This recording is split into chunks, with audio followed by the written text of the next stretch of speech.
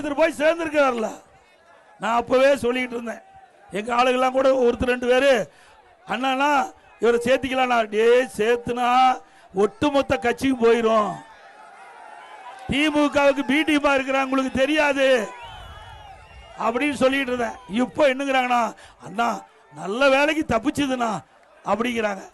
ஆக திமுகவுக்கு பி டீமா இருந்தவர் இன்னைக்கு திமுகவுக்கு போயிருக்காரு. கேவலமா இல்ல, ஏங்க அசிங்கமா இல்ல? வேட்டி மாத்தி கட்டிட்டு போட அது ஒரு மனிதரா?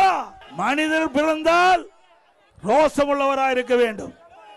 அப்படி அந்த மனிதர் இல்ல. பதவிக்காக எதை வேணாலும் செய்கின்ற சில ஜென்மங்கள் மண்ணிலே பிறந்திருக்குது.